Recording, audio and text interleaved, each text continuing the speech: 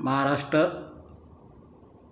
शासनामध्ये महसूल व पुनर्वसन तसेच सामान्य प्रशासन विभागामार्फत आलेल्या निर्णयानुसार प्रकल्पग्रस्तांना वर्ग 3 व वर्ग 4 मध्ये 5% आरक्षणात शासकीय सेवेत सामावून घेण्याचा निर्णय झालेला आहे.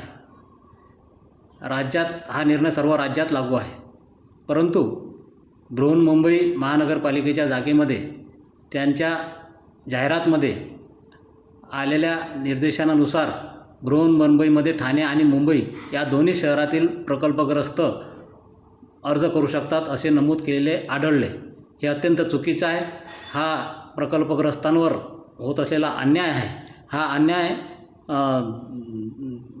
अन्याय दूर करण्यासाठी संघटनेच्या मार्फत माननीय मुख्यमंत्री, माननीय मुख्य सचिव तसेच पुनर्वसन विभागाचे सचिव यांना या होत असलेल्या अन्यायाबाबत अस्वस्थ करून त्यांना विचारणा करण्यात येईल की महाराष्ट्रासाठी जर 5% आहे तर केवळ या 2 जिल्ह्यासाठी 5% कसे.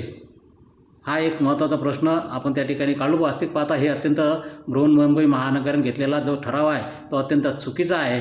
ज्याप्रमाणे मुंबई पोलीसची भरती एकत्रितरित्या घेतली जाते, महाराष्ट्रात अन्य ठिकाणाहून अन्य जिल्ह्यातील प्रकल्पग्रस्त किंवा अन्य उमेदवार त्या ठिकाणी भरती प्रक्रियेसाठी उपस्थित असतात.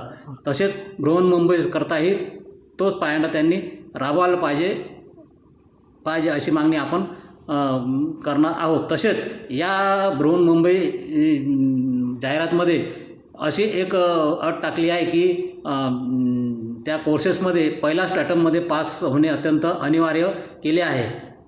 त्यांना म्हणा 12वी फेल पिक्चर पहा आणि थोडासा अभ्यास करा. होतकरू पोरं बिचारे मेहनतीनं शिकतात, झोपडपट्टीत राहून शिकतात, कसे तरी बरे अभ्यास करतात आणि पास होतात. फर्स्ट अटेम्प्टमध्ये पोरं पास होणं आणि अर्ज देणं हा नवीन उपक्रम महानगरपालिकेने राबवला. हे अत्यंत चुकीची पद्धत आहे. ही पद्धत हानिकारक आहे. अन्य बेरोजगारांसाठी जर आपण काम करत असू, बेरोजगारांना रोजगार जर देण्याचा उपक्रम असेल तर त्या स्पर्धा परीक्षेत जे परीक्षेत चांगल्या मार्काने उत्तीर्ण होतील त्यांना चान्स द्यायला पाहिजे.